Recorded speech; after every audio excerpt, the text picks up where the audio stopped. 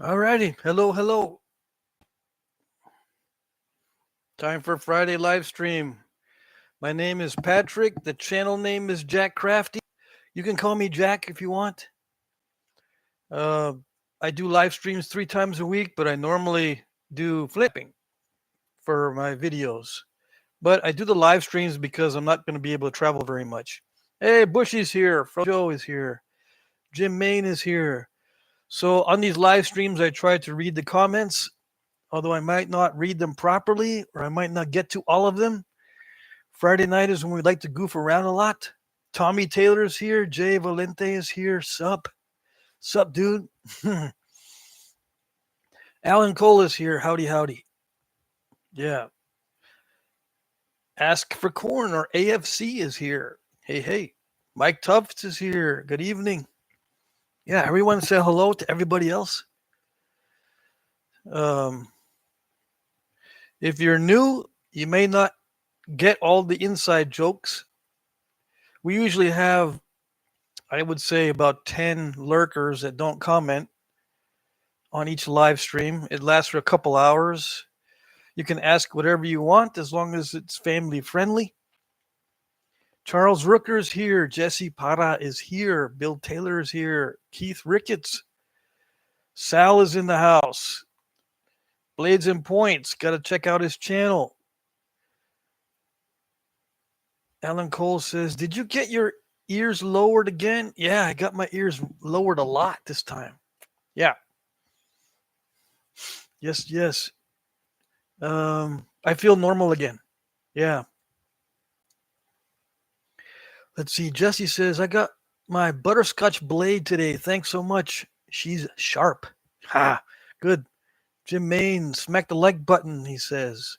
Sal says, I see you got your box. Yeah, I got my box from you, Sal. Yes, I did. Did I don't know if I sent you a message. Did I send you a message that I got it? Sometimes I forget, but I try to take a snapshot every time I get a box from the mail.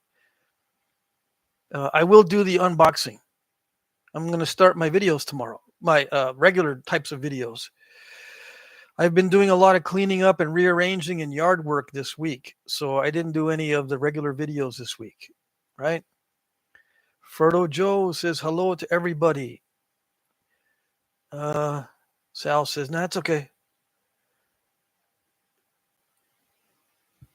Yeah, I'm glad that if you want to send me a box of rocks to nap on video, that's fine. Just be warned. I'm going to warn you that I might not get to it quickly.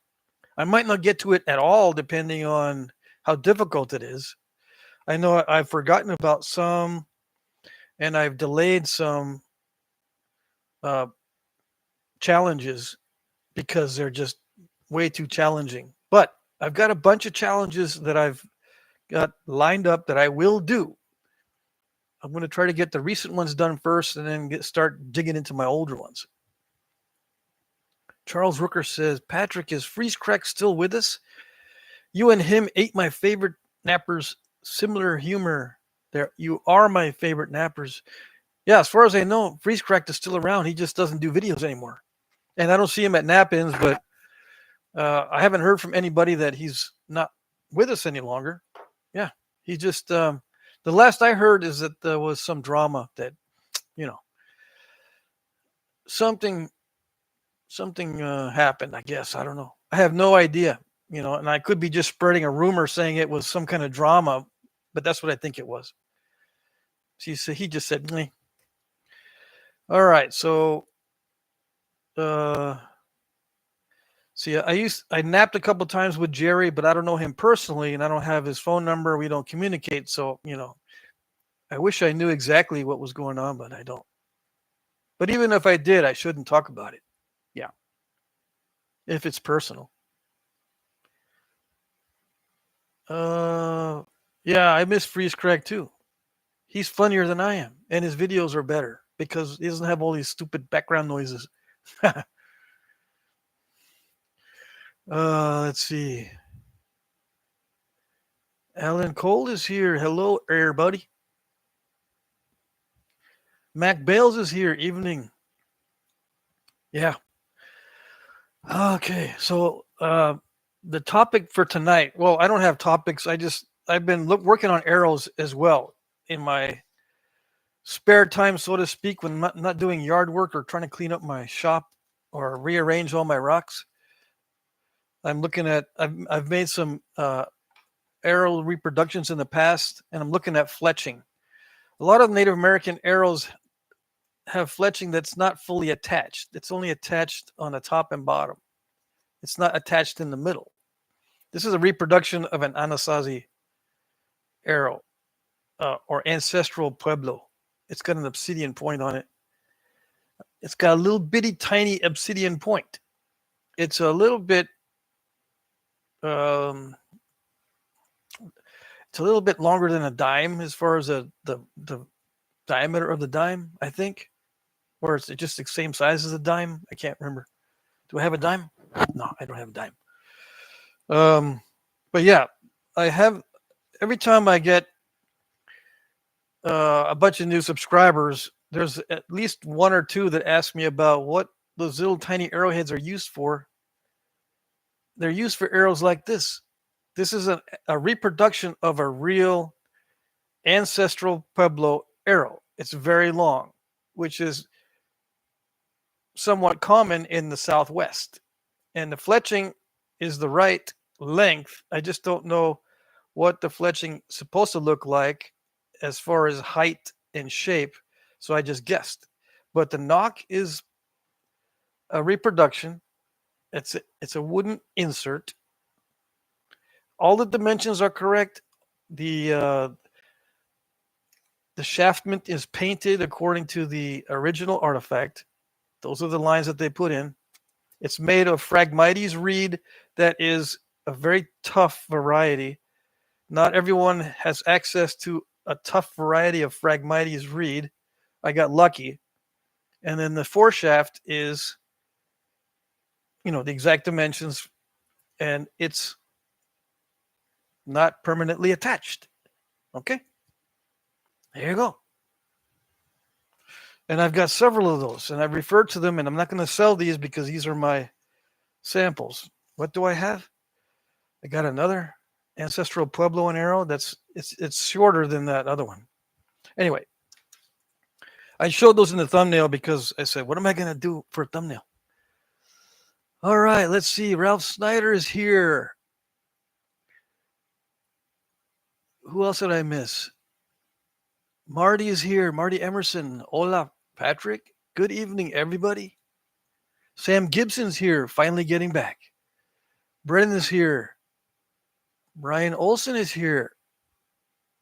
I think I got a box from you. I've been getting mixed up on who sent me boxes, but I think I got your box, Brian.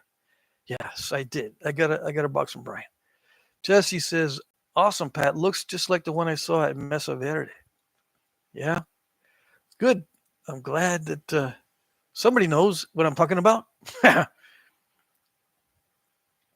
Keith says, yeah, let's see. Yes, my box. Yay. Yeah, I got your box, Brian, several days ago, it seems. Maybe 4 days ago or something. I thought it was Alan that had sent it to me or something. Let's see.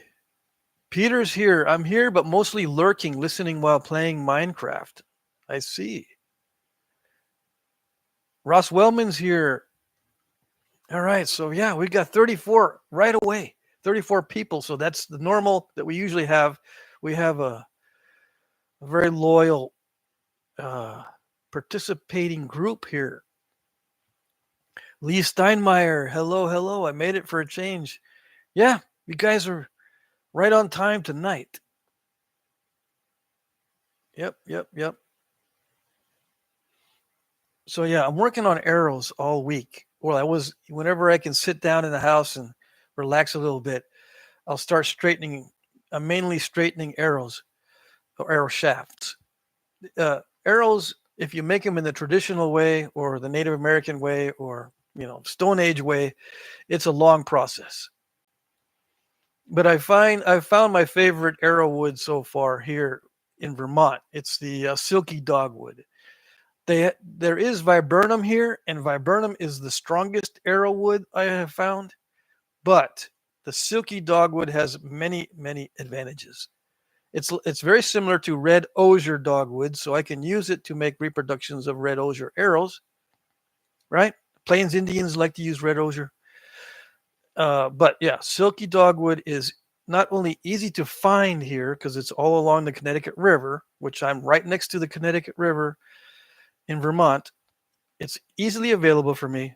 It grows straight without limbs coming out for a good distance above the ground, and I can cut it right at the ground where it's got the least amount of pith, just as it's coming out from the base near the roots. It has very little pith. Okay. There are also straight shoots up on the main bush of whatever that come out of the branches if the branches are kind of bent over, but those have large pith. It's not as good. All right. But there's plenty that have that small pith that come out. All right. That's another advantage. They're easy to transplant and to propagate. So I can either dig them up and transplant, or I can cut pieces from the shoots and from the branches and then put them in water, and they'll sprout and the roots will come out just in water. And then I can plant those in my yard, which I have been doing. And they're doing well. They are doing well. I've got 5 good sized plants now that from last year that are doing well. I'm going to transplant a bunch more this spring. I just got to figure out where the moist areas are back here in my yard because they like moisture. Okay. So there's some spots in my yard that are kind of mushy and some are kind of dry. So I'm going to plant them in the mushy areas. And they say that it's good for erosion control. So I have a hill back there. I'm going to be planting the silky dogwood up on the hill on the slope. So it's good. It can be transplanted easily. Okay. Straightening. It cold straightens very well. Okay. Now I stashed some a couple of years ago with, I peeled the bark off and I just didn't straighten them at all, cold straighten them at all. I just kind of bundled them together, but not tightly. And they were all wonky. So they've been drying for a year and a half or something like that. Like this week, I took them out of storage and straightened them.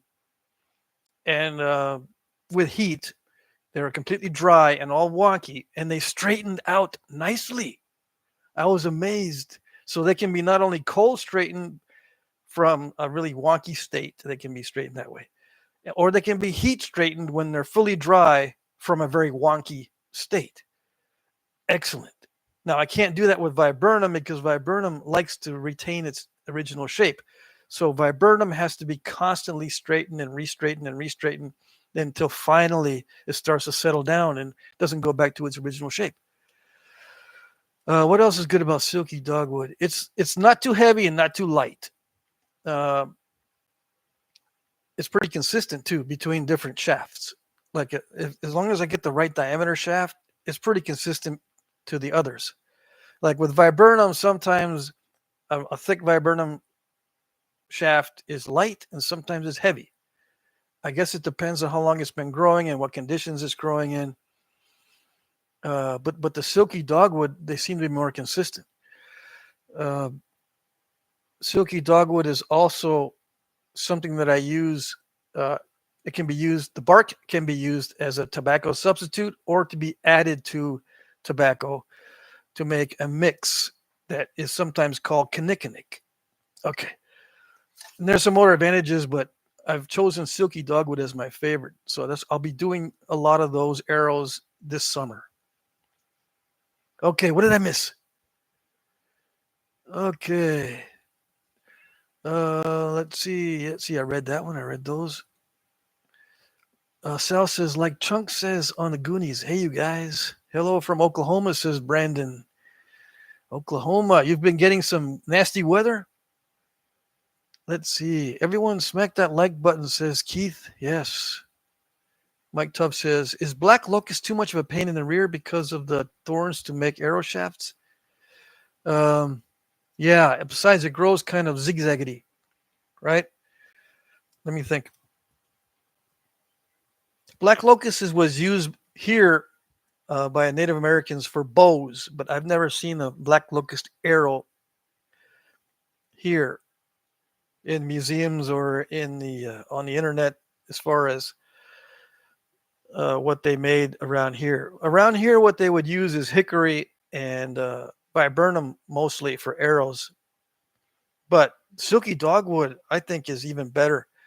I think viburnum is actually better used as a basketry material because of its ability to bend so well and hold its strength as it dries.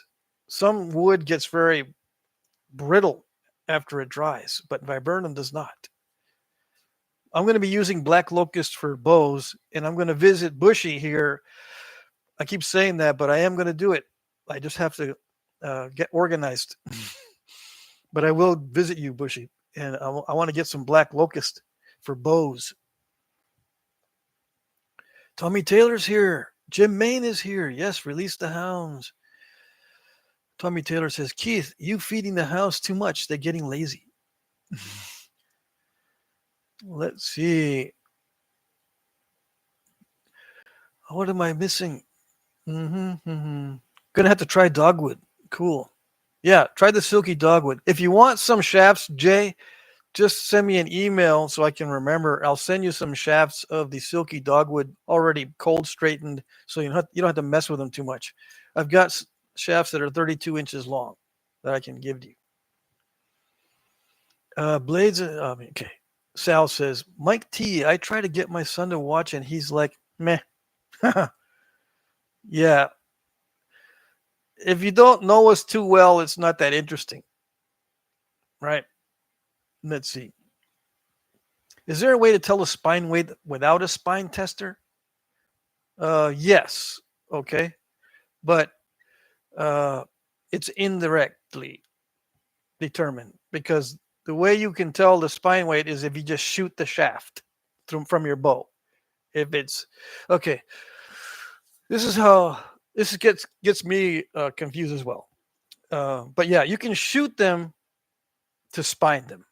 That's the only way I know how to do it without a spine tester. So you take an arrow shaft, right? Let's see if I can get this fore shaft out. There it goes. You take an arrow shaft and you make an arrow shaft that you think might work and you shoot it out of your bow, all right? Without the fletching at about 10 feet. And if it hits the target slanted one way or the other, it's either too stiff or too loose as far as the spine weight. So I think, let's see, if I gotta remember this, or I gotta look at my notes. I don't remember which is which. If it's canted to this way or to that way, which is stiff and which is loose. Okay, but you can probably figure that out just by half draw and then shoot it, and then it'll be canted. So if it's half draw, whatever it ends up being, that's the direction of too stiff. Okay? So you take something that you know is going to be really stiff for half draw, and you shoot that, and whatever direction that is, that means it's too stiff. Okay, so that's what you work with. You work with an arrow that's too stiff.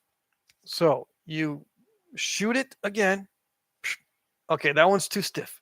So you shave off some wood, shoot it again, and maybe it'll straighten out a little bit more. Okay, that seems to be working. You shave off more wood, shoot it, and eventually it'll hit the target straight. That's the spine you need for your bow. And then what you do is you compare it to other shafts that you have. All right. What I do normally is once I have a shaft that I like or that shoots good from my bow without fletching, it sticks in the target 10 feet away straight. I suspend it, but it's just not a spine tester. I suspend it between two pedestals or whatever. You can do whatever you want. And then put a little weight. Doesn't matter what the weight is. Then you measure how much that flexes. How much does that flex with that weight? The typical weight is 2 pounds. So you measure how much that flex is, and then you get your next shaft, and you go, okay, does this flex the same amount? No. It's too stiff. Okay, I'll shave some wood off. And then I'll see if it flexes the same amount. And you get a bunch of them to be flexing about the same amount. And then you go back to shooting them again. And whichever ones work, those are the ones you keep. And if they're too stiff, you can shave them down. The problem is if they're too loose, you can't shave them down. They don't work. So you got to put those aside for a weaker bow. Okay? You work from a stiff arrow and shave it down. Okay? Hope that was not too long of an explanation. But yeah, it's complicated if you don't have a spine tester. But they didn't have them back in the day, so that's how they used to do it back in the day. I just told you how they used to do it back in the day, or one way they used to do it.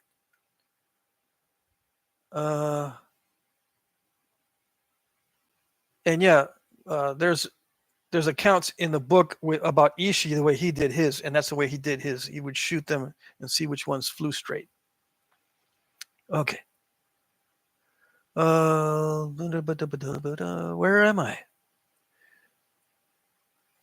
Ross Wellman. So I hope that answers that question at least a little bit. Napping during live stream, first time. Who napped during the live stream for first time? I've done it before. Mike Tuff says, at a job working on, they have about 30 black locust trees ranging from 4 inches across thickness right up to 12. And they want them all gone. Mike Tufts, you've got access to a bunch of black locusts, about 30? Dang. At your job, at a job? Black locust is very good for bows. I've made one bow only, and I've got like 2 staves right now, but they're all kind of nasty. I want to get some better staves of black locust. UMB is still lurking at the beach. Lee Steinmeier says, only thing straight on a locust is the thorns. That's all I burn for firewood. Yeah, I've heard it makes excellent firewood. We got a ton of black locust here. So I'll be making bows from black locust. I also got a stave of Osage from Jesse, right? I hope I'm getting the names correct. And I've got hickory staves. I need to make a bunch of bows. I've got 2 major bow and arrow projects that I've been putting off for years that I've got to finish first before I start making bows for myself again, and for testing and for shooting and for doing videos. And then after that, I'll be doing some other stuff. I want to go out. I want to do a dugout canoe type of thing and go out on the river. Yeah. I don't want to say too much because then when you're going to do it, man, you say you're going to do a dugout and go in the river and do all kinds of stuff and you don't even do it. I know. I admit what I'm going to do too soon, where I let the cat out of the bag too soon.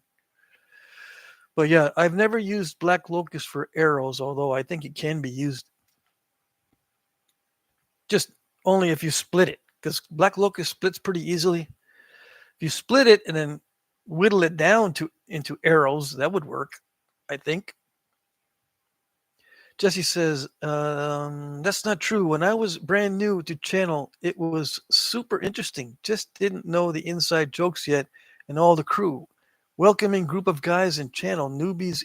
You're in for a treat. I'm glad you think so. Yeah. I would be lost if I came to my channel. Yeah. I would think, hey, you don't sound like you look. Because sometimes you have like a Mexican accent. Sometimes you talk really weird.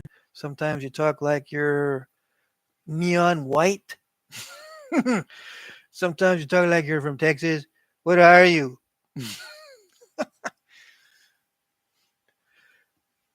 Charles Rooker is here. I'll have to catch the rest of this live chat. Storm work in Pittsburgh, Pennsylvania. I cut trees for the power company. I see.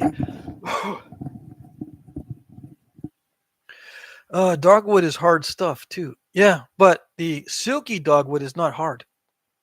No, the viburnum is much harder than the silky dogwood. Now, I found another variety of dogwood. I can't figure out what it is. Um, so I call it mystery dogwood. It's similar to the silky dogwood, but it's you have to you have to cut it while it's thick because the thin shoots of that particular dogwood are too pithy. You have to wait till they get real thick. So I'm going to find out what type of dogwood that is because we have two types of dogwood and two types of viburnum that grow in the same areas, in kind of a marshy areas in one of the towns nearby. So this, as soon as the leaves are out fully, I'm going to use my plant ID and figure out exactly what dogwoods we have available and what viburnums we have available. I know we have definitely arrowwood viburnum because I've cut a bunch of that already, and I'm making some arrows out of that. We have definitely silky dogwood, which is a relative of red osier dogwood. Looks almost exactly the same. It has red shoots and everything, but when I do the plant ID on the leaves and berries and flowers, it doesn't say red osier. It says silky dogwood. But to me, I can't really tell the difference. I've seen pictures of red osier and pictures of silkies, and seems the same to me. What do I know? Let's see. But red osier is not a hard dogwood either. It's very soft. It's about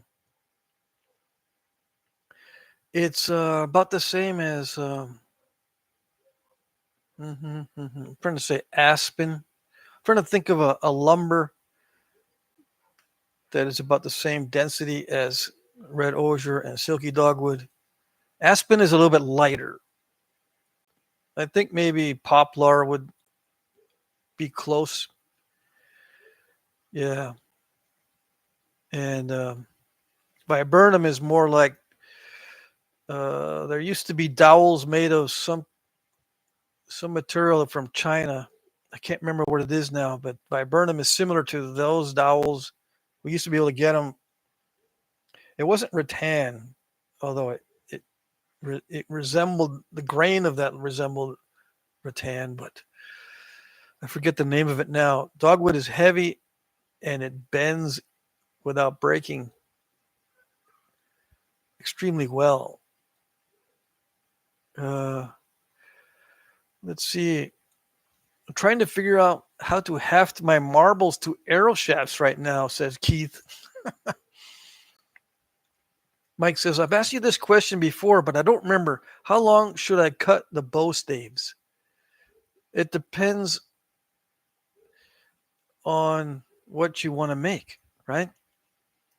Standard cut is like 74 inches, if you can get it. 74 inches.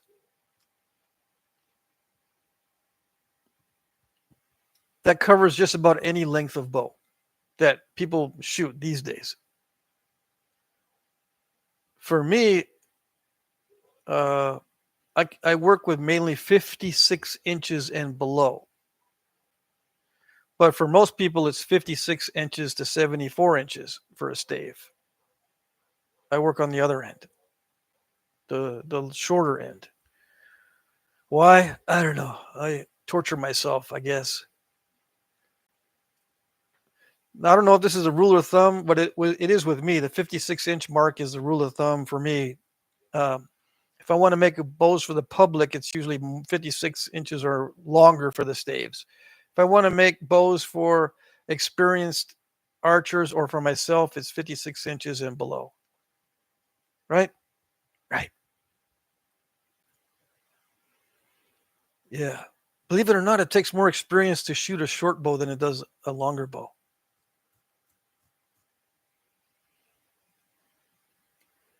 Jay Valente says, wish I could still make bows. The specific movements pinch that nerve in my neck and make my arm weak. Yeah, that's a problem. I have a friend that has the same issue. Another friend that has the same issue. He can't draw the bows if they're more than 45 pounds because of the nerve thing. Mike says, I have a 16-foot Stellar Sport, a little more difficult to steal, but I would be livid if it was. What? I missed some chat. Jordan Kirkpatrick is here. Yes, yes. Let me see. Da, da, da, da. Okay, so talking about kayaks. I missed this stuff. Okay, I missed a lot of stuff. 8:22. I'm 8 minutes behind on the chat. Let me see. Okay, Alan says, Keith, I just put a marble in a sock. That old rock in a sock weapon is effective. Ask AFC says, that's all I do. When I get one that lands all crazy when it hits the square bale, I take it out of that set of arrows. Yep, it's a good idea. Killer Cork is here. Hello, hello. Mike Mason says, LOL, canoe. I am late because I was reporting my kayak stolen. No way. Let's see. What size diameter black locust is best for you? For me, the diameter for black locust that is best, I don't really know yet. I usually start with 4-inch diameter as a minimum. I've tried some others here that were like 2.5-inch. I cut some of those, and they're not good. Somehow the wood is not very dense. So I think I'm going to start with 4 inches or larger. Any size above 4 inches. Yeah, because I've already cut some that were, like I said, less than 4-inch diameter, and they're very weak for some reason. Not what I remember from the other boa that I made. Let's see. Jesse says, I made a rawhide bowstring yesterday. It came out good. The rawhide is a little rough, though. On one of the rawhide pieces, I wrapped my knife handle, which is much smoother. Going to get another rawhide dog bone. Oh, okay. So you're making it out of dog bone rawhide. Now, one thing about dog bone rawhide is that they cook it before they make the dog bones out of it. So it's weaker than normal rawhide. Just so you know, okay? Just be aware. Ross Wellman says, yeah, Patrick, that's the answer I was hoping for. I got a bunch of red osier dogwood all ready to straighten right now. Thanks. Okay, good. Mike says, yeah, WTF, Mike. I'd be so mad if someone stole my kayak. What kind of kayak was it? I'm betting it's these kids in town doing their prom pranks, says Mike Mason. Gary says, I'm late to the party. What did I miss? You're not that late. You didn't miss much. Yeah. Some guys show up like 10 minutes before the end of the live stream. Yeah. Those are the ones that miss stuff. AFC says, I recommend the Seek app with iNaturalist. I don't know. Is that a plant ID? So let's see. What else did I miss here in the chat? Lifetime fishing kayak 13-foot sit on top. Shadowgrass custom paint job with 2 additional AI rod holders. That sounds like a nice one. Let's see. I keep forgetting about the door prize. Yeah, Gary says he never wins the door prize. Yeah, if you don't show up early. Let's see. Jay says, Gary, when I get back to my storage unit, I'll send you a box of Norman Skill. There you go. Ralph Snyder says, black locust is very durable wood. They use them for fence posts because of their rot resistance. Yeah. I don't see it being very good compared to Osage, though. Yeah. I suppose I'd probably be better if you torch the black locust and char it before sticking it in the ground, because we've got black locust here and it rots pretty fast, I think. I don't know. What do I know? We got a bunch of black locusts in the back in the yard from the trees because I have like 6 black locust trees back here, and some of the limbs fall down, and those limbs they decompose pretty fast. Now I've seen Osage last much longer.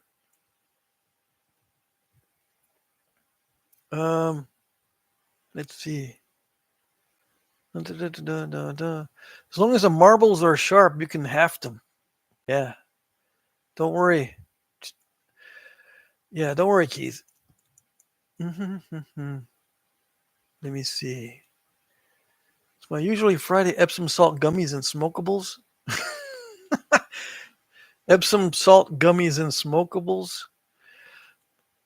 You're not supposed to eat the Epsom salt, as far as I know. Ask for Corn says, I just cut them to my height. I guess you cut them the bow. I never judge my archery equipment according to how tall I am or what my arm span is or my arm length is. I never judge anything that I make for archery by those measurements. I judge it by feel. Yeah. Let's see. I have made bows and arrows using my arms and my height as measurements, and I mean, some of them work out okay, some of them don't. I mean, I don't like having to adjust too much to the shooting. I like them to be smooth right out of the gate, I don't want to have to adjust too much and try to get used to it. Let's see. AFC says, yeah, I like Bodark and Cedar. Charles, the base and paint on used motor oil. I don't get it. Killer Cork says, shame about the American chestnut trees being wiped out by fungus being accidentally introduced. That was an amazing tree with rot resistance and so many uses. Yeah, we still get chestnut trees out here. They're just not very common. And we have American elm now again, too. I got 2 American elms back there. Actual American elms. They're supposed to be all wiped out by the elm disease. No, I got 2 of them at a pretty good size back there. And whenever I go on the trail, I always find American elm, too. So, and I think the chestnut will eventually make a comeback as well. AFC, why has it got to be black locust? Well, because it's very abundant here. It doesn't have to be. I want to use what's very abundant. That way I can experiment. So I don't have to just be settling for 1 or 2 pieces and then begging for the rest. I can just get as much as I want if it's abundant. I like working with abundant material because that way I can actually do experiments that matter. I can gather lots of data. Mike says, you're right, Killer. An old majestic tree, but not totally gone. There are some secret spots out there. Yeah, the chestnut's not totally gone. Let's see. Ed made it. Where is Ed? Oh, yeah, there he is. All those emojis were hiding his name. Ed is in the house. All right, so let's see. Jay says, yeah, Frodo, I filmed it. Large blocks in a creek. It was like a bluish green glass. Alan says, oh, crap. Autocorrect misspelled staves. Dang it. Yeah. Keith says, is that Jake? I don't know. AFC says, Killer Cork, yes, they made houses out of the big stumps and lived in them. There's a free doc on YouTube about stump houses, Sycamore too. Yeah, I've seen stump houses, but I thought those were mainly in California. Gary says, I need to fog nap the Norman skill. So you do fog napping, Gary? Who's a fog napper? I'm wondering in the chat who you guys are that are doing fog napping. Ralph says, nice, Mike. We don't have blues in Michigan. Just channel cats and flathead catfish. Always wanted to fish for blue catfish. Okay, so you're talking about catfish. Gulf Coast Napping is here. Hello. Check out Gulf Coast Napping channel if you haven't. Yes, it's excellent. Let's see. Ed says, "Hello, everyone. I got 5 delayed waxing the sword. Jake is hacking out. What does that mean?" Let's see. Talking about stones here. Talking about rocks. All right. Let's see. What do we got here? What else we got? Tommy Taylor says, "I pulled up some black locust posts my granddad put in the ground 60 years ago and not rotted off at the ground." Really? That's awesome. Let's see. I'm trying to catch up here. Alan says, "Patrick's favorite, abundant, no license needed and or invasive." Yes. My favorite things to hunt are the stuff that has no bag limits, no time of day requirements, and you can hunt them with anything. Yes. That's my favorite thing to hunt. No restrictions. My favorite wood is what is abundant. My favorite rock is whatever is free and abundant. Yes. See, I don't like journeys. I like the result. So if it can make the journey less torturous, that's my favorite. Yeah. Bushy says, "We found locust fence posts over 100 years old." Yeah. I mean, I've seen some that are that old, but the ones that are back here in my yard, I guess my yard back here is full of mold or something because it rots, you know, fairly quickly. Let's see. Stump houses in Appalachia is all I saw. Okay. Yeah, you should see the stump houses they were making in California out of those large redwoods and stuff. Jay says, "I got to head out, guys. We'll see you." All right, Jay. Take care. Everyone, check out if you haven't. If you're lurking and you don't know about Jay Valente's Wilderness Quest Outdoors, you need to look at it because then you don't have to ask me, "Where do I find free rock and how do I find it? Where and how? And what does it look like? I'm dying. Please help me." Yeah, just go to Jay's channel. He will help you. And then ask a question. Don't just lurk and go, "I saw how to find it, but I don't get it. Can you help me?" Yeah, I can help you, but you won't like it. You will not like what I say. What do I say all the time? Bring a hammer with you and then make doo-doo with what you got. I don't have the right sign up to make doo-doo with what you got. I got snap and halfish.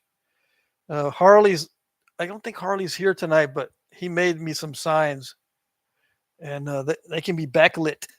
See that? I like them. He made them with his 3D printer. All right, technology. We have the technology. Mm-hmm. All right, so Mike T's here. Later, Jay. See you later. You guys are making me hungry. I got to start eating before these live streams. It's not eating. You got to call it face napping. Yeah.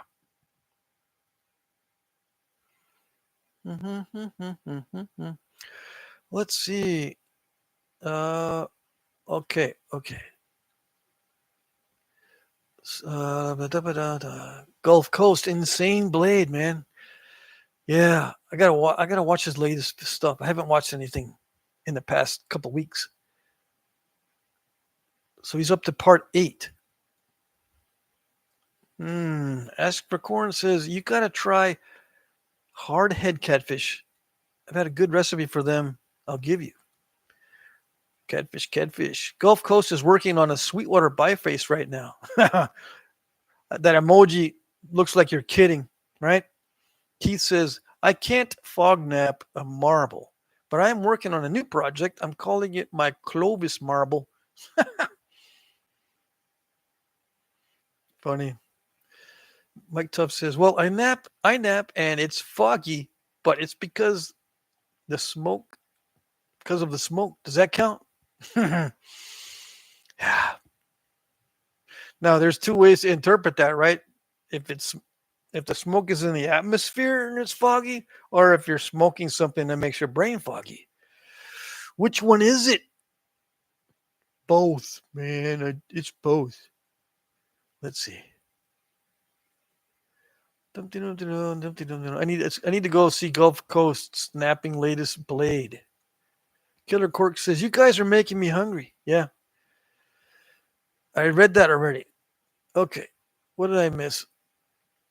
Brian Olson says, "Patrick, can you make an arrowhead from a light bulb? That would be exciting." Oh, an arrowhead from a light bulb. I could put a light bulb on the end of an arrow. Yeah, how's that? Want me to put a light bulb on the end of an arrow and then shoot it, then watch it explode? I can do that. That's not what you mean? Dang it. What if I do it anyway? What if I put a light bulb on the end of an arrow and then shoot it? Will you get mad? It's not traditional. It's not ancient. It's not Stone Age. It's stupid. Some people are going to say that. I know. But it might be fun because those things pop when they hit. Yeah. We got a new skunk out in the back. Whenever I make a little popping sound, it jumps. I'm trying to recognize these different skunks. You can kind of tell by the pattern, but some of them are so similar I can't tell.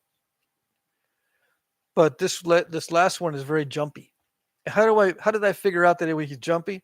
I closed the window. I was looking at him through the window, right? I have a small window in the back, and when I closed it and went, and the skunk jumped, and he says, and I said to myself, that's unusual.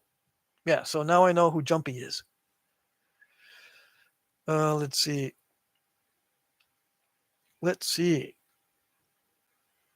Bill Taylor says, I have a lot of slabs, but they're not fog ground. I see. All right. Let's see. Follow the signs for free rock, says Gary. Let's see. All righty. All right. I don't know what these jokes are. Let's see. Alan Cole says, I already face snapped the chuck eye steak and eggs. See, Alan he's always eating the good stuff. I get jealous. I'm just eating like 90% of my diet right now is just ground beef, salt and pepper. And I'm sitting there. I fry it in a lot of fat, the ground beef, and I make little meatballs. But lately I've been making what I'm calling hamburger turds. I just I grab a bunch of ground beef and I squeeze it and I just drop it in there and I take some more ground beef. I squeeze it just so I can elongate it into like a sausage looking thing, but it looks like a turd. So I'm calling them hamburger turds. Yeah. Why make them into nice little perfect meatballs when you don't have to? Yeah. Tommy Taylor says, we need more viewers to watch AFC and Blades and Points videos to help promote them. Yeah. Make sure you guys head on over to those and watch them and stuff. I say that and I don't even do it myself. I tried to watch those channels, but I get sidetracked. Yeah. ADHD is not a good thing. I immediately get sidetracked by all the stuff that seems to know what I want to watch. Yeah. It's funny how that works. HEB has good material. For what? I'm currently making lentils and potatoes to face snap in a burrito later, says Peter Cohn. I wish I could still eat burritos. Yeah, I blow up like a balloon when I eat Mexican food. Unless it's barbecue, yeah. Let's see. Gary says, SGP, I'm number 276 on your channel. All righty. Let's see. Where am I at here? Okay.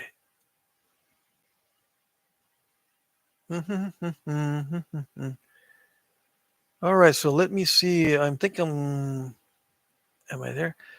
Mike says, speaking of merchandise, are your shirts only going to be available in the auctions? Yeah, for now, only in the auctions. I'm working on getting some of these made using a site called Spring.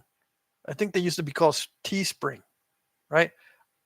This is the one that I had made up. I have another one that says Crafty Napper that Alan made up for me, Alan Cole, with someone that he knows. But I'm going to be using Spring to make T-shirts and merchandise, and it's going to be this font, okay, and that size of text. This one I had made up for myself. It was not made by Spring; it was made by another company, but they're too expensive. The membership fees, or their, I don't know, their professional package. Yeah, I don't know. I got to keep look. Well, I don't have to keep looking. I'm just going to go with Spring. Yeah, we'll see how fast I can learn. I can't promise nothing because I'm so slow. But yeah, so far only in the auctions until I can get it set up as a store on my YouTube. And yeah, it'll be more than just this. It'll probably say only Crafty Napper on the front, but I'll put a bunch of stuff different. You'll have the choice of putting stuff on the back of your shirt. Yeah, this one doesn't have anything. That's the way I like it. But I'll offer it. I'll offer them so you can put whatever you want as an expression on the back of the shirt. Yeah. That's what I'm thinking so far. All right. Alan Cole says probably has to be an incandescent light bulb to nap with any luck. Yeah, the light bulbs these days, they're not thick enough to nap. Let's see. I followed Jake on Gulf Coast napping as well. Let's see. Mike Tuff says, well, if I was in the streets of London in the morning, it would be a trifog. Okay. Gary says, wait till one sprays you. It's the worst. Yeah, no, I stay clear. I still stay clear of the skunks, although they know me. Most of them know me pretty well. And there's actually one that's walking around here with a collar, a blue collar on. But I haven't gotten close to any of the skunks, except a couple of them that will come right up to my door and munch on the cat food. Especially when it's raining, I put the cat food near the door so it doesn't get all wet. Let's see. Do I have one outside right now? Yep, I got one outside right now. I wish I could show you. There's one outside munching on a cat food, but it's not next to the door. Anyway, the ones that come up to the door, I can open the door and they just look at me, and they're right there with it, like 2 feet away, and they go, "Privacy, dude. I'm eating here. Come on. What's up?" And I just go back to eating, but they look at me like, "Take a picture, man." Let's see. Mike says, there's a skunk that stays near my dad's, hardly any black on him. My uncle that traps said it should be a valuable pelt. I'm betting nobody got the balls for the job, though. Yeah. They sell skunk traps where once they're inside, they can't see out once they get caught. So you can pick up the trap and the skunk won't see you and spray. Hopefully. And I asked the neighbor, would you mind if I trap a couple of these skunks and move them or, euthanize them? He says, no, don't do that because I like them. All right, so I won't. And but like I said, there's somebody that actually tamed one of the skunks around here. There's 7 that I know of for sure that come around eating the cat food. And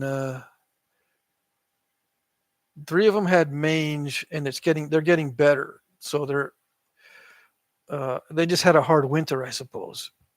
Their immune systems got pretty low. But 2 of them know me pretty well. One's a big fat one, and one's kind of a mid-sized one. And they come up right up to the door, so they're used. I think they're the older ones. They're used to people. Then we have Jumpy. That's the newest one.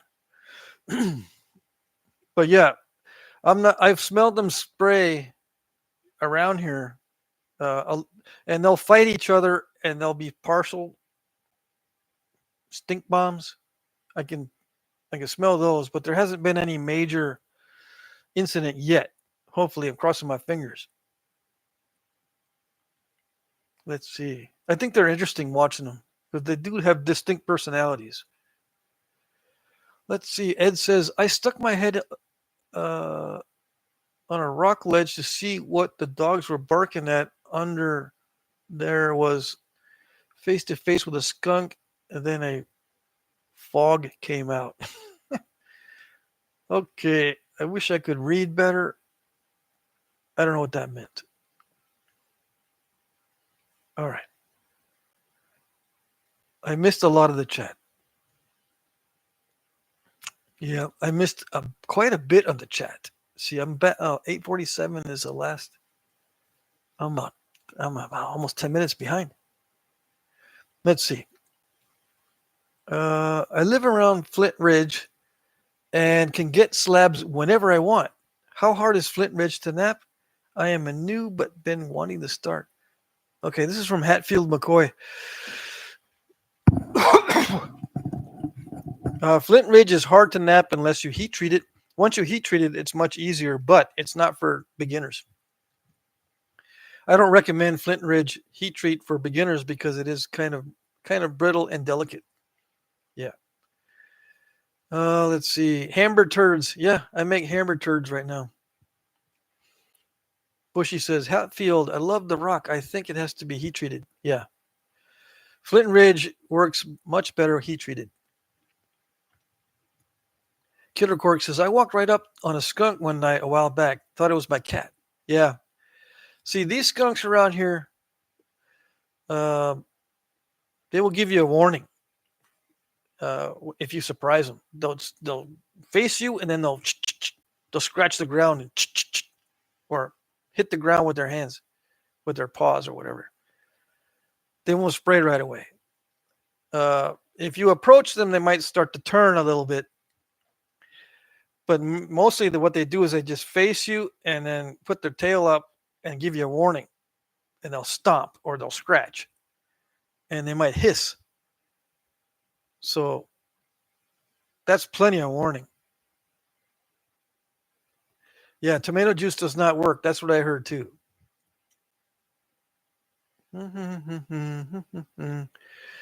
Brennan says, good night, fellas.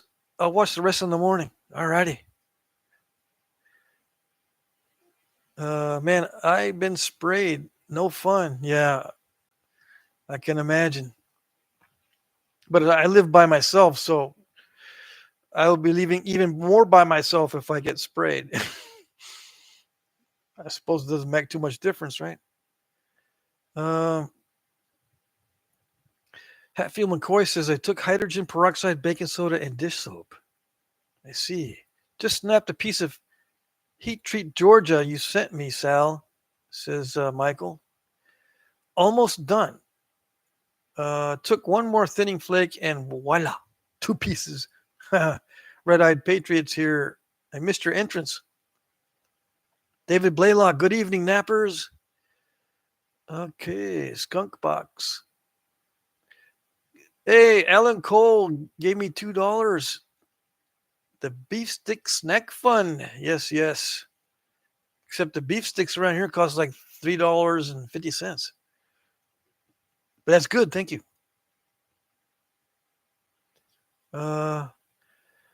Yeah, skunks are cool, says Ralph.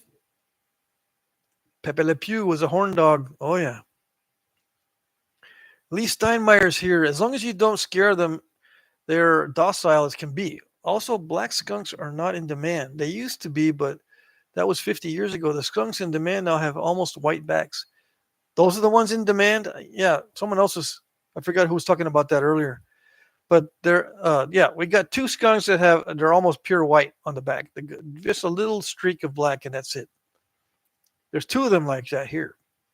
All mostly white on the back. I don't think they look like real skunks, though. I think they look too domesticated when they're all white like that. Let's see. I hear they make good pets. Yeah, they do make good pets if you have them descented, right? It costs a ton of money to get them descented. And we can't do it here legally in Vermont, but you can adopt skunks in New Hampshire and then get them descented, and then you can, pretty much treat them like a cat. Mike Mason, I told you I am runs with skunks before. LOL. Only thing eats them are birds of prey. Yeah, I've heard that. Heard that some owls will go after the skunks. AFC says they are all knee slippers. What does that mean? Ralph says, what you look like when the skunk sprays you. Yeah. All these emojis. Okay, this HR would be all over Mr. LePew. Oh, yes. So Mike Tufts gave me $2. Thank you, thank you. So that's where I am now. Caught up with the chat. So I got a super chat. Yeah. See, YouTube likes the super chats too because I think they take a little cut and they'll promote the video. I demonetize the live streams, so YouTube doesn't like to promote those that are demonetized. But they do like the super chats, and they will promote based on how many super chats I get. Ralph Snyder says, Patrick, do you name the skunks? Only when I can distinctly recognize them. But yeah, to answer your question, yeah.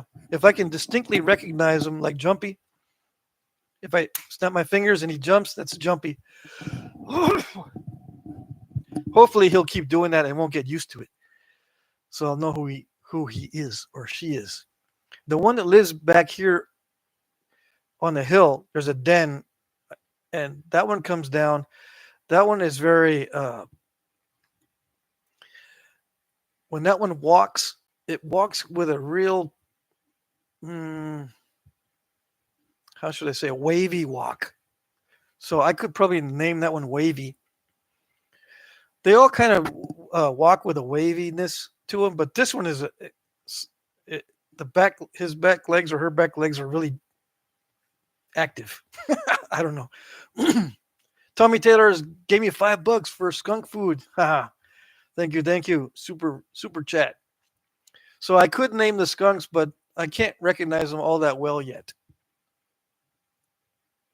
But no, eventually one of them is going to have another litter of skunks, whatever you call them, and maybe I'll try to see if I can hand feed one of those little babies, and then that one will get more attention from me later on.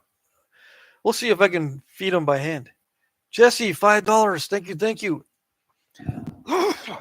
Super chats are good. It helps the channel quite a bit. Thank you. Let's see. Those whitebacks are worth $25 to $30 this year, says Lee Steinmeier. Really? Yeah, I could trap some of these and no one would notice because there's like I said, 7 of them at least. Yeah, I might do that. But yeah, $25 to $30. I didn't realize they were that much in demand. AFC says, well, sometimes when you adopt a skunk, it turns out they've been in some kind of gland amputation accident previously. Yeah, sneaky. But see, I'm right on the border of New Hampshire, so I'm thinking somebody's skunk from New Hampshire escaped across the bridge and now lives in this town. It's got a blue collar. But who knows? Somebody in town could probably have him as a pet. No candle in the window tonight. Yeah, I took the candles out as soon as spring is officially here. So I took the candles out. I'll put them back in when fall starts. Let's see. AFC says name one sandalwood and the other Dracar Noir. As in the colognes, right? That's funny. Let's see. I got another super chat from Jesse. Thank you. $5. I'll name them Stinky, Smelly, Flower, Jumpy, Wavy, Sneaky, Stinky Junior, Smelly Esquire. Yeah, those are pretty good. AFC says, let's all bleach some regular color face skunks' hides and get in the business. Yeah. Mike Mason says, I don't know if I ever mentioned the ones where I used to work. One was getting close. I called out to it so I knew it was there. Little sucker started right for me. Yeah. One of them is coming out early. They fight each other, and they start to. I've noticed when they first discover that there's cat food, I always put cat food out front. As soon as they discover that, they start fighting. If there's more than one that discovered it, and then they arrange a schedule. So now they're all coming in at different times. Yeah, they avoid each other, and sometimes when two of them get here at the same time, one will say, "Oops, I'm early," so he'll walk around the neighbor's house all the way around, real slow, and kind of meander, and he'll look and see if the other guy's done eating, and if he's not, he'll walk around the house again, around the neighbor's house, comes back, and by that time, if he walks around a couple times, the first skunk is done eating the cat food, and he'll come in and get some as well. And I have a water dish as well, so I know I'm cheating. I put water and food out. Let's see. That blue color skunk is a laborer, pays his taxes. Lee says, wait until season next year. They have young this time of year. Yeah, this is when they start having their babies. Tommy Taylor says, Patrick and the Seven Skunks sounds like a Disney movie. Yeah. Well, okay, let's see. AFC says, I can't ever get one to come to me. Probably smell too bad. They don't approach me. I mean, I have had them approach me when I'm sitting on the steps, but that's because they're just meandering around. They don't really use their eyes. If I'm upwind and they didn't catch my scent, they use their nose basically to find where they're going to go. They'll just walk right up past me, and then when they catch my scent, they'll stop and they'll look, and if there's no action going on, they'll just keep going. But none of them come up to me. They do walk past me. Yeah, and it'll be kind of cool if I could get one to eat out of my hand eventually, but I think I have to start when they're little babies. Let's see. Gary says, no wonder why nobody knocks on your door. Yeah. Do a live skunk cam. I should, right? There's one out there. There might be a different one now. Yeah. Chomping on that cat food. Yeah, the little ones don't spray for a while. Yep. We had one litter about a year and a half ago, or no, 2 years now, and they were feisty. I was thinking of going out there, but at that time I didn't know that they didn't spray, so I could have gone out there and made them more tame. But there were 4, and then there were 2, and then they disappeared. And I think they might have gotten, at least one of them might have gotten adopted. Let's see. Ellen says, Patrick, use some skunk pictures as a thumbnail. That might be fun. Yeah. AFC says, the coons do, though. I feed them Pringles that recognize the can when I have one. Ah, I see. Well, she says, I picked up a baby porcupine once. Just once. Yeah, I'm not going to mess with porcupines. I haven't seen one here yet. We have 2 possums too that come around. Administers here. How's it going? Mom skunks and raccoons will come up and grab your food and shake it until you feed them. Grab your foot and shake it until you feed them. Wow. Those are some aggressive ones, yeah. Yeah, when they get used to you, they don't take no crap. That's what I've heard. David says, Patrick, I'm having 4 otters tanned right now. I'm making a plain style bow case and quiver rig for my self bow. Awesome. Yes, yes. The otter pelts are awesome. I've got one I spent some good money on that I'm going to make a quiver from for myself, I think. AFC says, you got a life hack for repelling the Jehovah's Witnesses. Yeah, but they don't come around at the same time. Administrator says, hi, Patrick. Hey, I noticed your entrance here a little while ago. We still got about an hour left, almost an hour. They like their M tractor supply. Oh, the tractor supply cat food. I just buy the regular Purina or whatever it is. Just a regular cat food.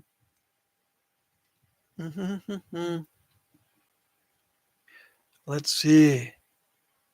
Yeah, otter skins are awesome for quivers.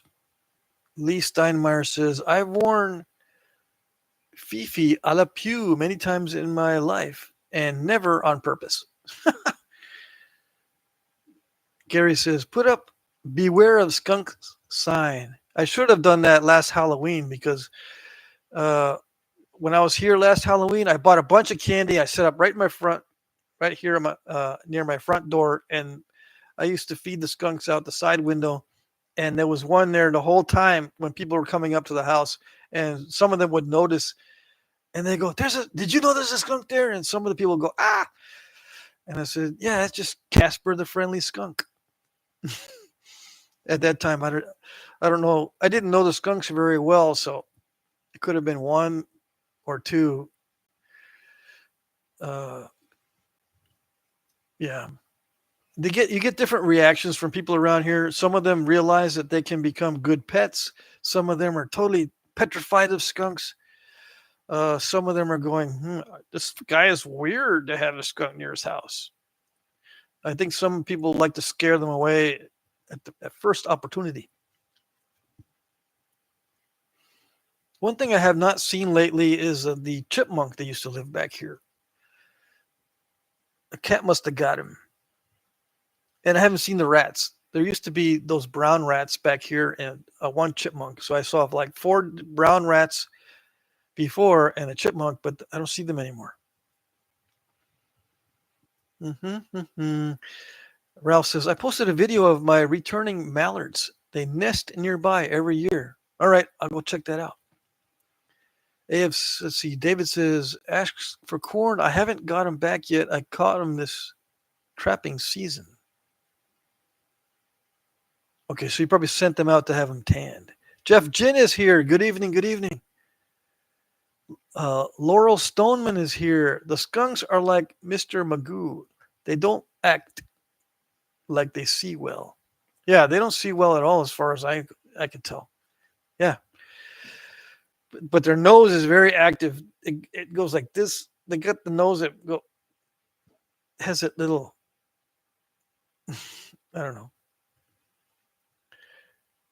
They're funny when they start sniffing around. The young ones will look right at me once they catch my scent. The older ones, they just kind of, I don't know if they get more, I don't know if their eyesight gets poorer the older they get, but it seems that way. Are the brown rats wood rats? They are like Princess Bride large here in Louisiana.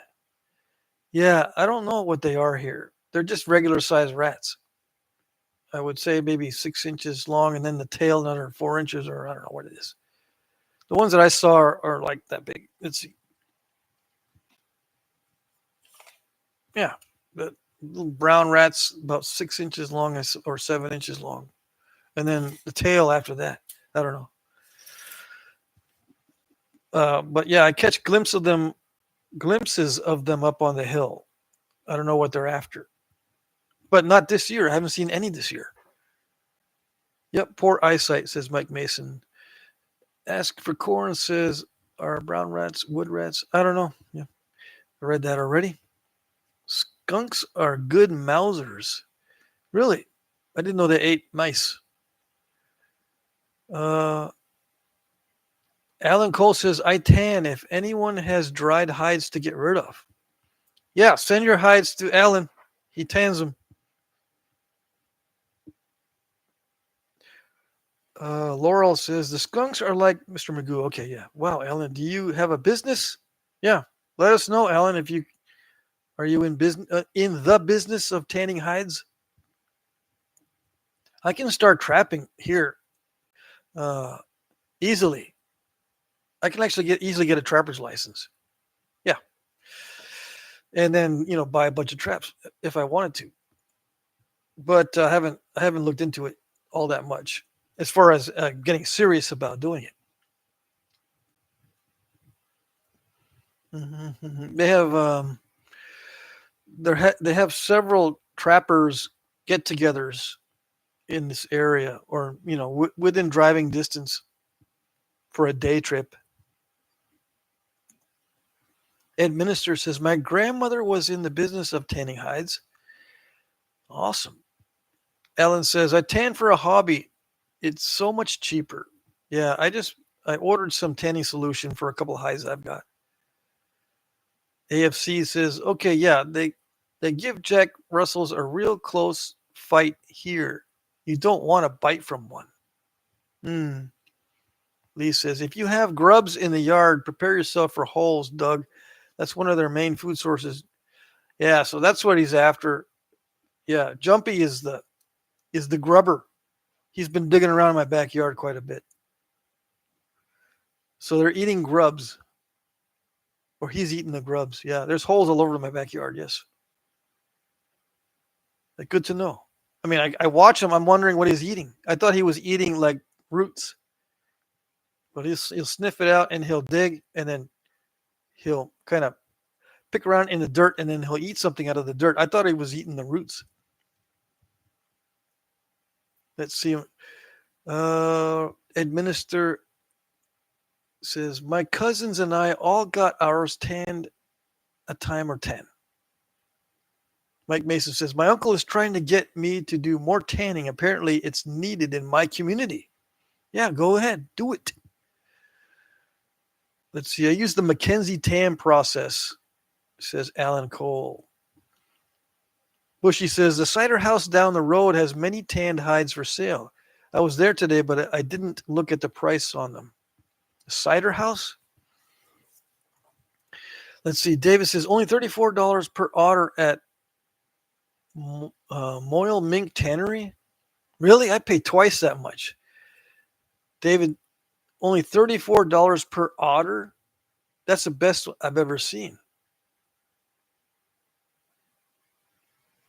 Otter hides hair on. Yes, definitely. Yeah, Alan says, David, that's crazy cheap. Yeah, I've never seen them that cheap. Mike Mason says, I'll have to look that up, Alan Cole. I pickle and then egg tan. David says, I know, Alan, I couldn't believe it.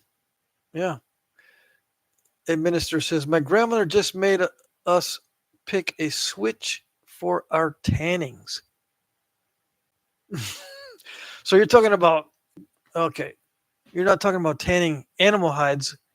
You're talking about you getting yourself tanned on your backside. That's what it looked like. Last week, one commenter told me I should get my mind out of the gutter trying to understand what these comments mean. But yeah, unless you specifically say what they mean, or if you're not clear, I'll assume you're trying to. I'll assume the comments are nasty. There you go. AFC says I use alum and iodized salt. I've never heard of. Okay, I've heard of alum, but iodized salt. But is there a difference? Why iodized? Oh, non-iodized salt. Okay, there you go. Kid the Boilermaker says, your voice reminds me of my dad. Really nice having you in the background. Well, thanks. So you're one of the lurkers. Administrator says, yeah, that's exactly it. My grandmother was mean with a fly swatter or a switch or a horseshoe. Okay. Now I get it. Yes. Let's see. Yeah, we always had to pick our own switches too, said David. Yeah, those were we can say that now. That was back in the old days. Yep.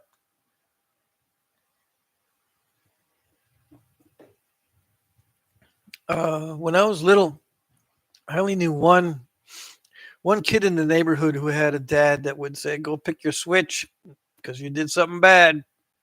No, Dad, please. No, go get one. And I remember him because his dad always cut all the hair off, buzz cut. People made fun of him because he had such short hair all the time. I kind of felt sorry for him. Lost track. But anyway, yeah. Luckily, uh, I don't know. I feel lucky I didn't go through that. That would not have been fun because I did some things I shouldn't have done when I was little. Yeah. Let's see. Blades and point. Sal says, yeah, and you better not bring a twig or you'll get it worse. Yeah. Hmm. That's what kids need now. Yeah, some of them definitely need some discipline. Yes, yes. Yeah. Hmm. Yeah, I think I'm lucky because my kids were all pretty chill. They did get into trouble, but it wasn't major stuff. Yeah. Sal says, funny, I'm wearing the thick leather belt that got me all the time. Yeah, I can't imagine. Uh, yeah, I grew up with my mom and my two sisters, and my dad was not in the picture. Yeah, I had male role models growing up, but it was in Boy Scouts or in school and that kind of thing. I was a Boy Scout, right? I also joined extracurricular activities. I didn't like sports, but I would join other things, um, especially Boy Scouts. That's what I did when I was very little. But then afterwards, I tried joining a drama club one time because I liked the drama people, but uh, that didn't work out. No. Trying to remember. Oh yeah, film club. I tried joining a film club one time, but that didn't work out either. I was the kid that would always do his homework, so I didn't have time after school for that kind of stuff. I tried though. Let's see. AFC says, yeah, mine kept a green switch handy. I can still hear that thing swish in the air. That was one warning that we got. I see. Alan Cole says, Mason, that's a good process. Pickle in acid first, neutralizing, tanning oil, and then leather oil is Mackenzie process. Okay. So pickle acid first, then neutralize it, then tanning oil, and then leather oil. I used alum back in the day, but this process is superior. Hmm. I haven't heard it called Mackenzie process. That's interesting. Justin Cornelius is here. Get the switch you want was the answer anytime I asked a question. David says, same Patrick. Our boys were great kids too. Yeah. My my boys are too trusting, actually. Yeah. Trusting of strangers. It's gotten them into trouble sometimes. Kid the Boilermaker says, my dad will still use the belt and I'm 29 years old. He also still hold my hand crossing the street. What? Tommy Taylor says, growing up, we had a peach tree out back. We never got the first peach off it. Me and my brother had all the limbs broken off. Huh. Yeah.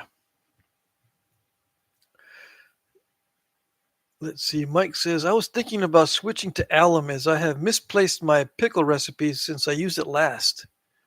Ever, ever heard of using boric acid to tan? An old timer in Texas swore by it for snakeskins. I've heard glycerin used for snakeskins, but not boric acid. Uh, Gary says, I tried to join Girl Scouts, but I had the wrong plumbing. Yeah. Well, you never know. These days, yeah, it's all weird these days. Sal says, no, it's the belt for my son's SGP3. What's an SGP3?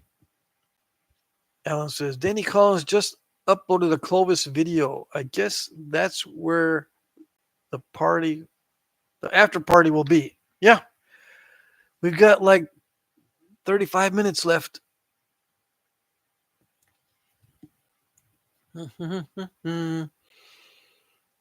Let's see. Bushy says, Don. His name's Gary, by the way. You should have changed your name to something like Sue, not Gary. Yeah. Your son is the third. Okay, SGP the third. I see. That's cool. Sal, my sons have my first name as their middle name because it's been done that way now for 3 generations in my family. I have my dad's middle name. I have my dad's first name as my middle name. My dad has his father's first name as his middle name. And then my great grandfather, same thing. But I think it stops there. Let's see. Ask for Corn says, I just did a timber rattler with glycerin and alcohol. Did it great. Yeah, that's how I've seen it done or heard that it's done. I have not tanned any snakeskins, but I've heard glycerin for snakeskins works pretty good. Let's see. Jesse says, I got the root beer from Danny. Good quality stuff. Getting used to really smacking that stuff as is raw. Yeah. There you go. Let's see. Alan Cole says snakeskin tanning for best results in my experience is a 50-50 glycerin and isopropyl alcohol. Soak for a week, then break it as it dries. Works great. Breaking of the hide is minimal. Interesting. Mike Mason says, I do have 2 snakeskins, 2 coyotes, and a fox to tan. Sam Fuchs is here, or Folks. Sam Folks. Sorry. A lot of knowledge on this chat. A lot of fun going on. Oh, yes. Let's see. Bushy says, Pat, our family names also, but not my great grandfather. He was Oscar. I see. Yeah. I think ours goes back like 4 generations where the son gets the father's first name as his middle name. Yeah. So I carried it on. Maybe my sons will do the same thing if they ever want to get married. I wanted to get married from a very young age, but my sons are not that way at all. Yeah. Let's see. I got married when I was 25, and I wanted to get married sooner. Let's see. Gary says, I want to do the PA rattlesnake, but the Pennsylvania rattlesnake hunt, but my wife says, no way. Yeah, it's funny how that works, right? The wives don't like snakes for sure. Let's see. I'm all caught up with the chat. Bushy says, Gary, I'll go hunt them. Yeah. Go down to Pennsylvania and hunt rattlesnakes? That sounds pretty good. Yeah. I didn't know they had many over there.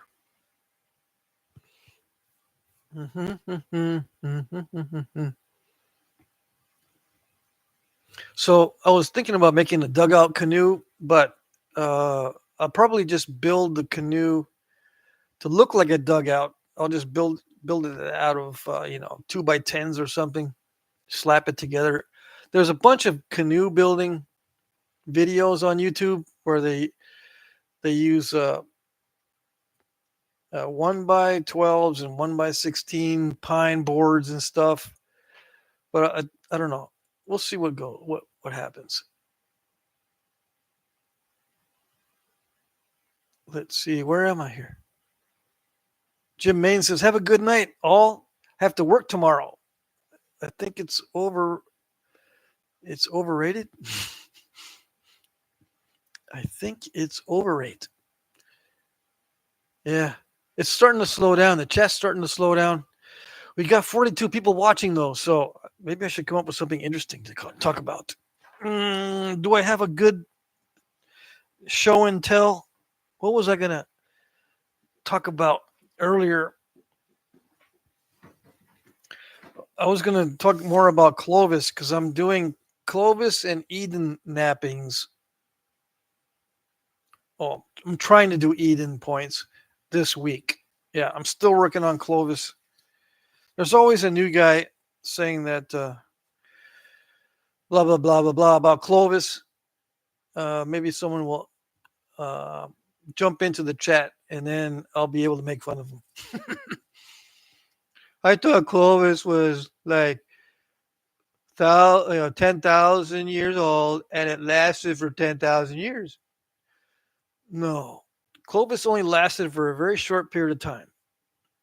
Okay, but it spread extremely quickly. So my hypothesis is that the Clovis was actually a meme and not a culture that was with people. It was just a technology that spread. The people that didn't carry it. It was spread from people to people, right? From person to person. So it's like a meme. The original definition of meme was a technology that spreads across cultures. Okay, but now it's a meme is more of an internet culture thing.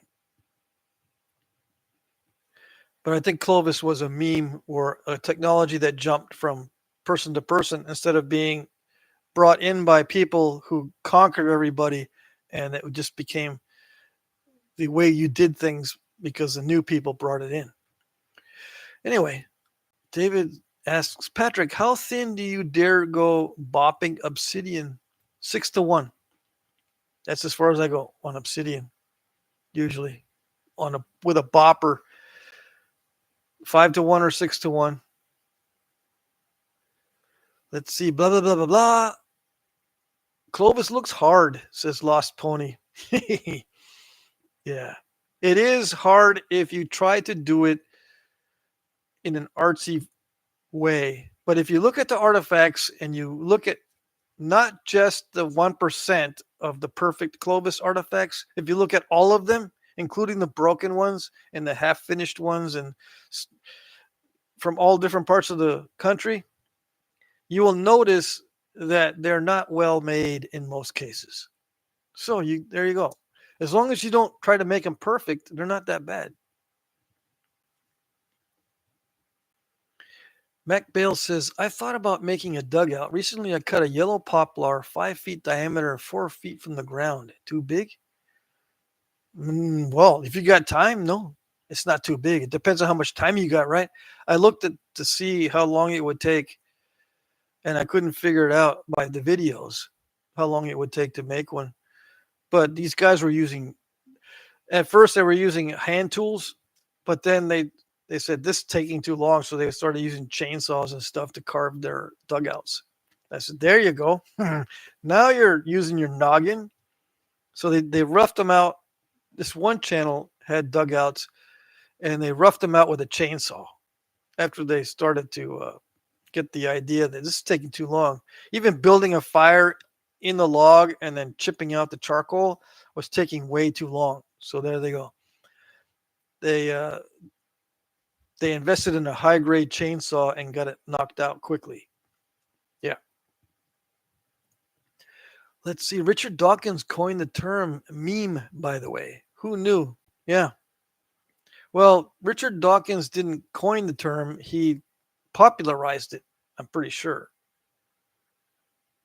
He did write a book that had the word meme in it, but I'm not sure if you could be right. I could be wrong. But I think I know for sure he did popularize it. Sal says, top 3 favorite arrow points, Patrick. Go. Top 3 favorite arrow points. The Edwards. I got to look it up because I can't remember the name of it. I got to look them up. I don't remember the name of them. I'll show you. So Edwards is number 1. You know that already. Diablo. Yeah, I like the Diablo. I just wanted to make sure that was it. Okay, that's number 2. And number 3. Oh gosh, I can't decide on number 3. Oh, I like this one. Hold on. I don't know. When someone says go, wait, hold on. I know, this is not a race. It's not a competition. I can't decide between Toya and Revila. Revila or Toya? I don't know. One of those. Tied for 3rd place. You don't know what I'm talking about? This is the Revila. Come on. Let's see. Where am I? Shift. Okay, ready? Pull. Shift. Get my fingers out of there. See those Revila points?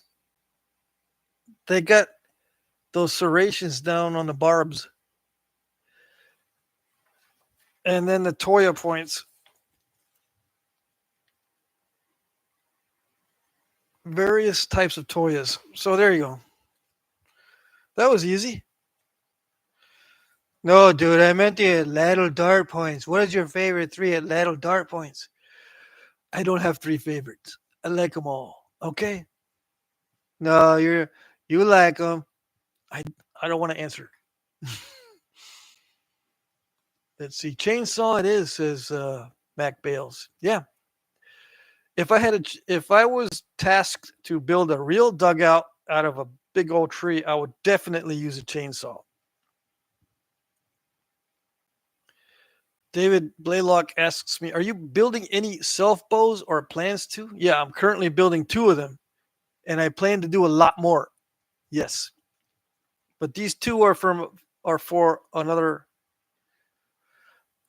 These 2 are for projects for other people, not for the auction or for myself. After I finish these 2 projects, then I'll start making them for myself. And I plan to use a lot of black locust. Now, why do I say a lot? Because when I make a bow, I don't just make 1. I make like 4 and pick the best one. That's how I make bows. I make a bunch and then pick the best one. And then I get rid of the other ones. So when someone asks me, are you making a bow right now?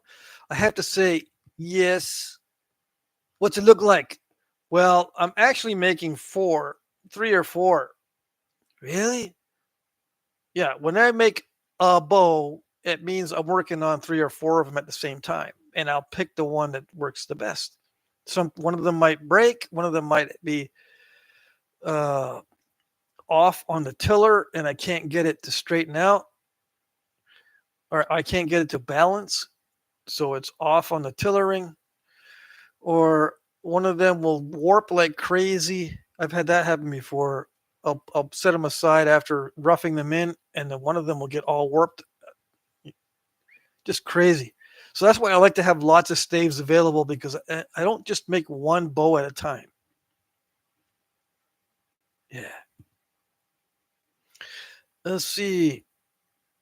AFC or Ask for Corn says there is an attachment for a chainsaw that would be perfect for cutting out a dugout. Yes. Lost Lakes are my favorite, says Jesse. That's a good one. That is a good point for sure. Let's see. Alan Cole says, Mason, I believe oxalic acid is the best acid. It maintains 1 to 2 pH for the longest time with having a fast drop. Maintaining a 1 to 2 pH in the pickle is a crucial first step. Yeah, you guys are getting all sciencey on me. Don or Gary says his favorite arrow points are the pointy ones. Cupid's broadheads, assuming they work. Bodkins and those LARP arrow points. Really? Let's see. I'm trying to figure out where are you making this typo correction, Alan. I can't figure it out. Anyways, let's see what else we got. I am way behind. Snyder points are my favorite, says Ralph. Ralph Snyder. Okay, fine. I see what you did there. All right, let's see. Bushy says, I didn't see a rage or a swacker in the book. Tommy Taylor says, Keith, the ones that don't break. Yeah, those are good ones. AFC says, Ishii would use a chainsaw if he could. I guarantee it. Oh, yes. Yep. Let's see. Keith says, Tommy, yep, I even take the ones that only broke once.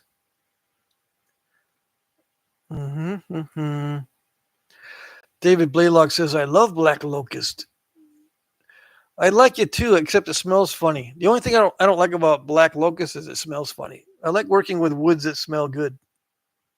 But, I'll put up with it just so I can see what I can make. I have not worked very much Black Locust. I made one bow from it. This was years ago. Let's see. Sal says, I need to do a Revila. Been trying to do all the arrow points in the big red book. Yeah. Kid the Boilermaker says, I like that method. Make 4 and pick the best one. Yes. I recommend that method every time someone asks me if they want me to go into depth. How do you make a bow? And tell me, how long does it take you to make one bow?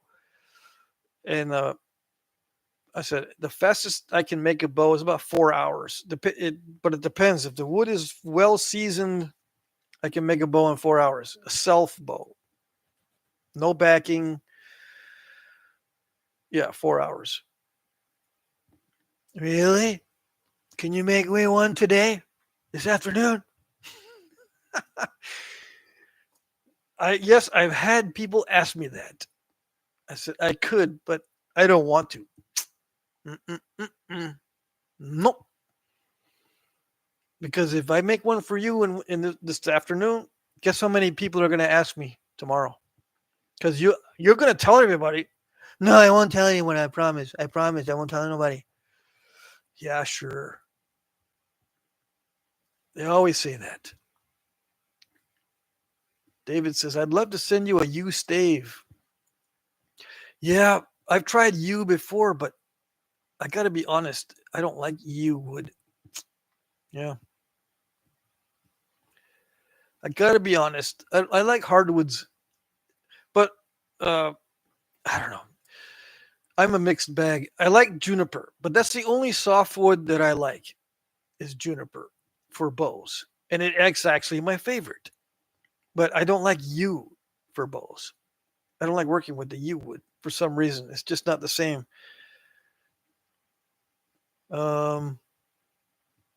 Let's see. Kid the Boilermaker, I bet. Yeah. Let's see. Ben Thompson's here working on my thinning tonight. Wish me luck. It's only week 2 of napping. You've only been napping for 2 weeks and you're already trying to thin down points. Brave soul you are. Very brave. It took me 2 years to try to get something thin. Let's see. If you go, well, I was going by current internet and YouTube knowledge back when I was starting 2007 to 2009 when I was making gravel. I tried learning from YouTube videos and none of their methods were working for me. Yeah. I had a hard time my first 2 years. Very hard time. Mike Mason says, I have a love-hate relationship with locust.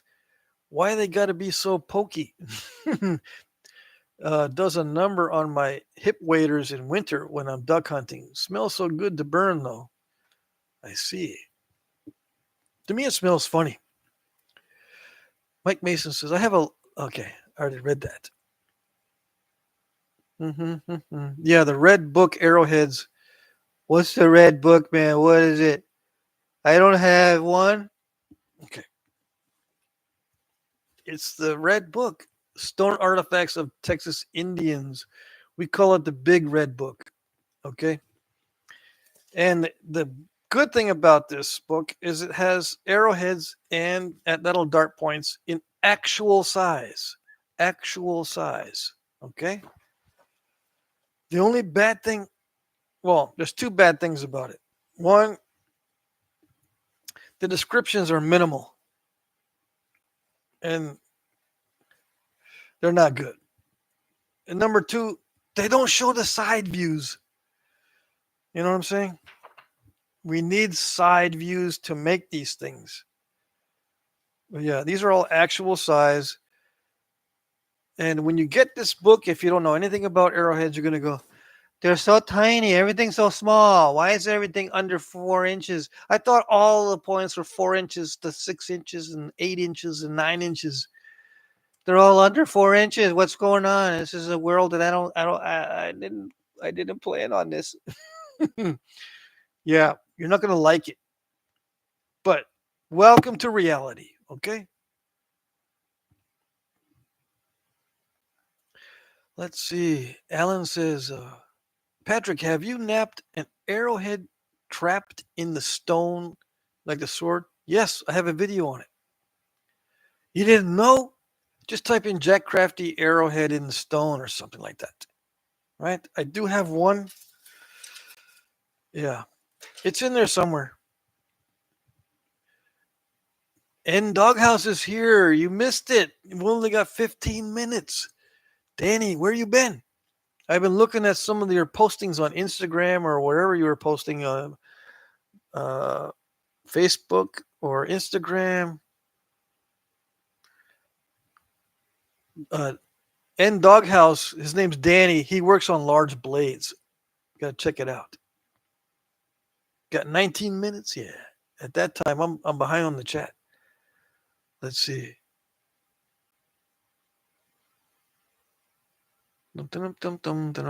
Where am I? Okay, here we go. Okay, let's see. I'm gonna skip some of this stuff because you guys are talking about things that I can't catch up on. Mike Mason says my RCJ is still curing. No solitis solid so far. I don't know what that is. If the rain ever stops, I'll take it outside and start cutting staves. I see. Alan says, Danny, the door prize was an Anasazi arrow. You missed it. Yep, too late. You missed it. AFC says, too much dang work balancing the old growth versus hardwood proportions with you. Yeah, somehow, whenever I work with you, it just seems too brittle to me. Yeah. So I don't work short staves with you. For me, I prefer staves that are 56 inches long and shorter, right? With you, it has to be the other side. I've got to make a really long bow. And I've made long bows and I've enjoyed shooting really long bows, but I'm trying to improve my skill on making the shorter ones. I mentioned that earlier, and I don't know why I insist on torturing myself with the shorter bows. I think it's just because I find it frustrating that I can't get them to work like I want to most of the time. It's got to be a secret.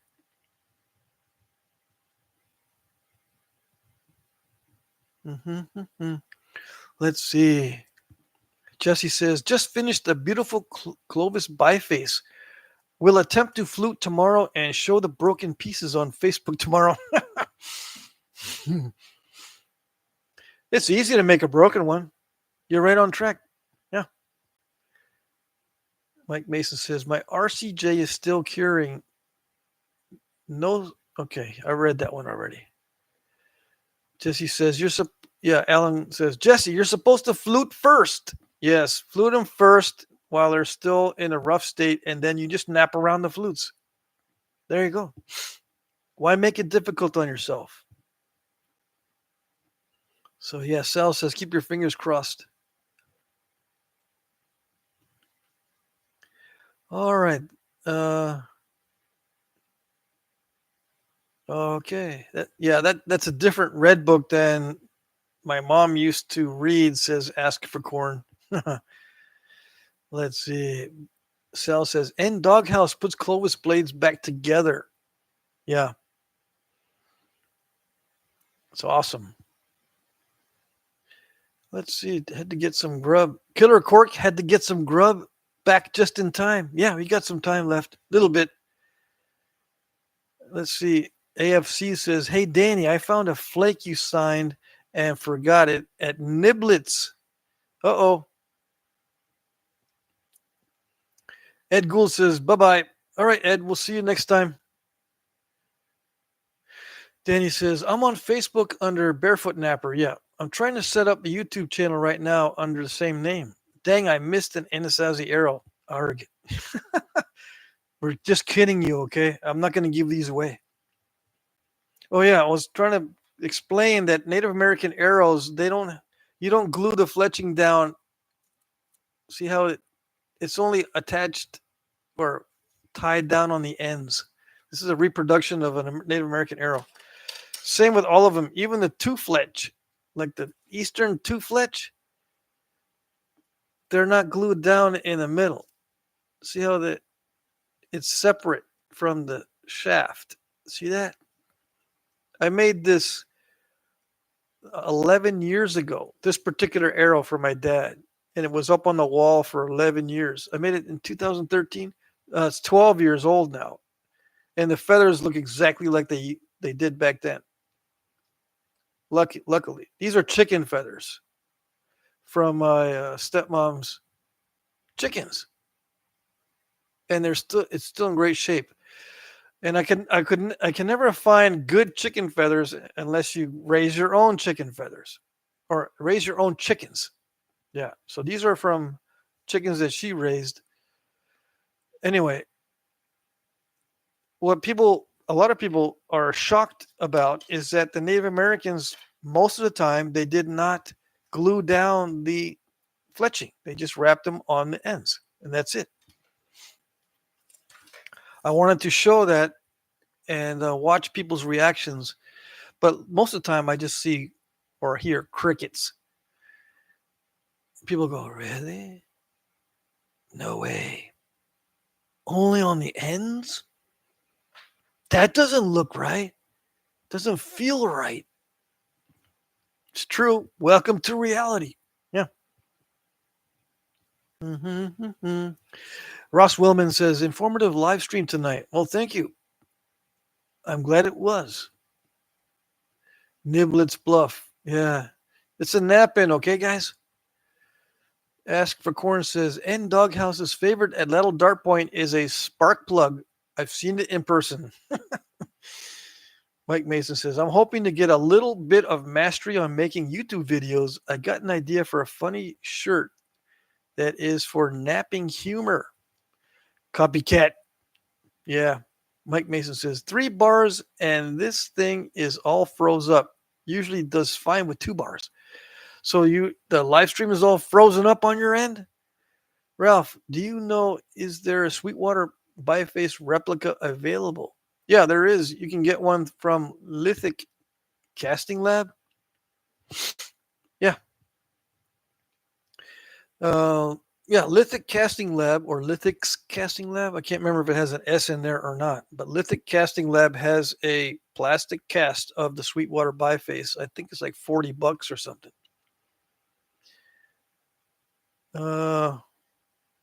Let's see. Danny says, ask for Corn. Well, I'm not sure what that blade might be. Gave Jim Redfern one and also George Hodges, but George has his. If it had a golden number on it, then it was Jim Redfern's.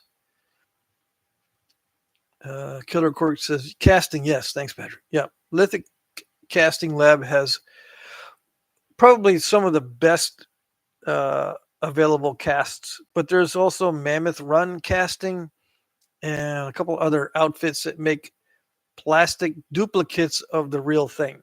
And they are very good duplicates. They're so good that people will take them to nap-ins and they'll pretend that they're real, and especially in front of the new guys, and they'll go, "Here, catch," and you'll freak out because it's like a Clovis, and why did you throw it at me? I almost had a heart attack. It's not funny. Yeah. Let's see. Let's see. So they're trying to identify this blade that Danny left behind at Niblets. Jim Redford goes to Letchworth some years. I see. I'm going to go to Letchworth soon. Yeah. Yeah, text Danny the picture of the blade so that he knows who is missing their blade. All right, 6 minutes of the live stream. Get your questions in at the last minute. Yeah. Ask me, why did I get into napping? What made me get into napping? Yeah. I'm not going to tell you. I've already answered that question too many times. Why don't you detail exactly what you're doing when you nap? You got the camera set up. You know how to narrate. Just tell me all the details. I know. I hear you. I can't do it anymore. I got burnt out. But I'm going to try. All right. And then once I figure out a good way to get instructional videos done, I'll start posting instructional videos. But with one catch, you got to be a member. Yes. Those are extremely hard for me to do. The instructional videos, believe it or not. Why? Because not even I know what's going on. And I'm doing the napping. Yeah. I don't even know what's going on. I'll try my best. Let's see. Dichotomous keys. Any tips on heat treating novaculite? My one tip on heat treating novaculite is ask Danny Collins. Who's Danny Collins? Tell me. You keep mentioning his name and he's in the chat, but I don't know who he is. Okay. Danny Collins, Lithics and Leather. His site is flintnappingtraditions.com. Okay. Figure out how to ask him.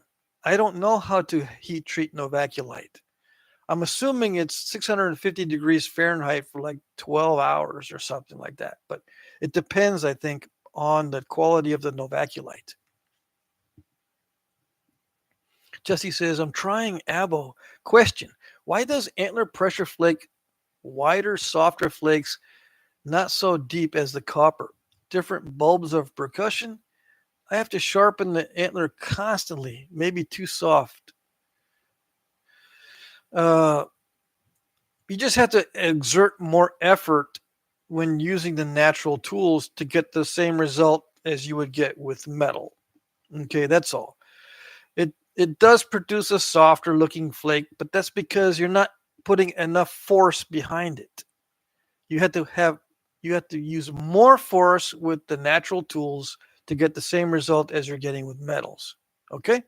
That's why people don't use the natural tools. That's why they use metals. It's easier. You have to use more force, maintain the shape of the tool more. You have to also get good material and test it. Before you start napping, especially with a pressure flaker with antler, you have to have like 10 different pieces of antler and try each one and see which one is working with the stone. It's a lot more involved than with metal. Metal is very consistent. People say, I want to do it like the old days. Why is it not easier? I mean, that's what they used to do back then.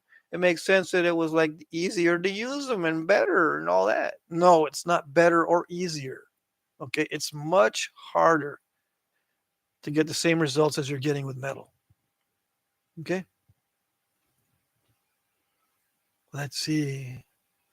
Jesse says, thanks, Patrick. Oh, you're welcome. I hope that helps. Let's see. I just got a turkey roaster, says Killer Cork. Ready to heat treat some Horse Creek. Awesome. Danny says, ask for corn. Yes, Facebook is fine. Thanks so much, brother. Yeah, so that's when I saw your stuff, Danny. He's working on a large piece of, looks like amoeba shirt, but I saw that a couple days ago. I don't know where you're at now, Danny. Yeah. All right, so one more minute. Jesse got in his last question. He's announcing a giveaway winner as well. Much love, everybody. Alan, what am I announcing? I didn't announce nothing. Let's see. Ralph Snyder says, buy copper tools made in Ohio by Mike Tufts. Yes. Buy American. And buy within the crafty community. Yeah.